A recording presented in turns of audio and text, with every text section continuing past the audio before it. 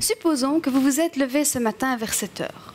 Vous avez été travailler toute votre journée et vous êtes rentré souper en vitesse chez vous pour pouvoir venir assister à cette merveilleuse soirée d'un nom japonais imprononçable. Faisons ensuite d'autres hypothèses. Vous vous plaisez tellement bien que vous continuez à discuter et finalement, il est 2 heures du matin quand vous décidez de rentrer chez vous. Votre patron n'appréciera peut-être pas de voir votre tête demain matin au boulot, mais vous, à ce moment-là, vous vous sentez fort. Vous n'avez pas pris un verre d'alcool et vous pensez donc être en sécurité. Eh bien, détrompez-vous. En reprenant le volant à 2 heures du matin, vous multipliez votre risque d'accident par 5. Votre organisme est effectivement programmé pour dormir à cette heure-là. Et comme, en plus, vous êtes éveillé depuis presque 20 heures, eh bien votre besoin de sommeil augmente d'autant plus. Et encore, je n'ai pas fait l'hypothèse que vous souffrez de somnolence pathologique. C'est vrai, j'aurais pu supposer que vous êtes un gros ronfleur, que vous êtes somnambule, que vous avez des troubles pendant votre sommeil qui vous rendent en permanence somnolent. Mais ce n'est pas le cas. Tout cela pour vous dire que la probabilité que vous soyez somnolent en rentrant chez vous ou que vous rencontriez quelqu'un qui l'est, eh bien, elle est assez grande. À l'heure actuelle, il faut savoir que la somnolence est devenue la première cause de mortalité sur autoroute. Elle est responsable d'environ 20% des accidents sur tout le réseau routier. Pour faire une analogie avec quelque chose qui vous est peut-être un petit peu plus familier, eh bien, saviez-vous qu'après 17 heures de veille active, vos réflexes diminuent autant que si vous aviez 0,5 g par litre d'alcool dans le sang? Vous qui étiez fier de ne pas avoir pris un verre d'alcool, eh bien, même sans avoir bu, vous en avez certains effets. Il s'agit donc d'un gros problème de santé et de sécurité publique qui nous concerne tous et qui est malheureusement loin de disparaître. Les technologies ont complètement bouleversé nos rythmes de vie. Nous courons toujours après le temps. Nous vivons de plus en plus dans une société connectée, où la productivité est le maître mot et où le sommeil a de moins en moins sa place. On aura bien assez de temps dans la tombe pour dormir, disait Benjamin Franklin. Eh bien, sachez que ne pas dormir engendre la somnolence et que la somnolence au volant tue autant que l'alcool. Alors, que devons-nous faire pour améliorer les choses? Eh bien, tout d'abord, sensibiliser le public et les autorités face au problème de la somnolence au volant, les conscientiser, continuer à faire des campagnes, comme c'est souvent le cas pour la vitesse et pour l'alcool, sur le bord des autoroutes.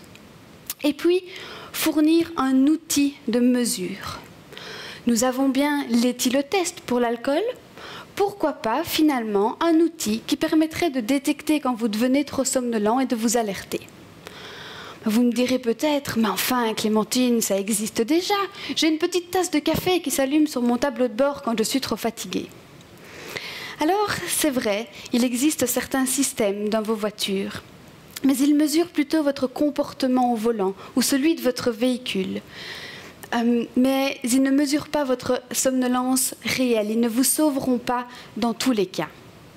Et puis, il faut savoir aussi que la somnolence a d'autres conséquences que uniquement les conducteurs routiers.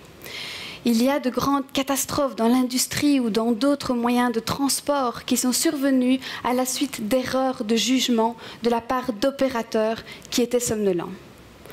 Alors le but de mon travail à l'Université de Liège, et oui, on y vient enfin, eh bien, c'est de fournir, de concevoir un outil de mesure capable de détecter en permanence votre niveau de somnolence.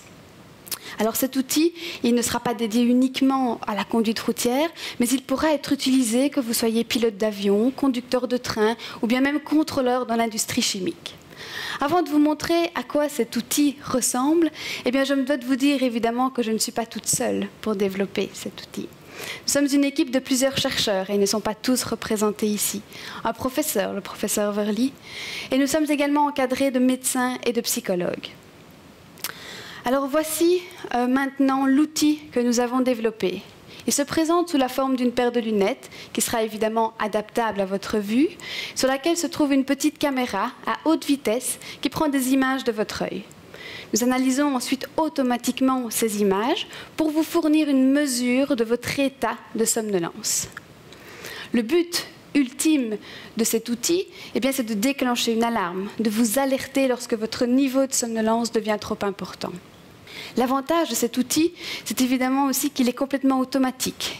Vous n'avez pas besoin d'intervenir en quoi que ce soit, juste le poser sur la tête. Alors, pour ne pas laisser non plus toute cette recherche derrière un mur à l'université, nous avons entrepris le long processus, croyez-moi quand je dis long, de création d'une nouvelle entreprise. Le but de cette future entreprise sera de valoriser les résultats de la recherche à l'université et donc finalement de commercialiser la technologie que nous avons développée. Il s'agit vraiment là pour moi d'un aboutissement. D'une idée, nous avons réussi à développer, via différents projets, une nouvelle technologie. Et la future entreprise permettra de la mettre sur le marché, de la rendre accessible. Alors vous savez, toute cette aventure, il ne s'agit pas que d'un simple travail pour moi. Il s'agit surtout d'aider l'humain, d'éviter que des gens ne meurent dans des accidents qui auraient pu être évités, d'améliorer la sécurité, d'améliorer la santé. Et c'est vraiment ça qui me passionne depuis toujours sur ce projet et qui me motive. Alors je terminerai en vous disant que, contrairement à ce que Mr Bean croyait, non, des allumettes ne vous empêcheront pas de vous endormir au volant. Par contre, notre technologie, oui. Oui, peut-être qu'un jour, notre technologie vous évitera d'avoir un accident au volant et vous sauvera la vie et celle de vos enfants. Merci.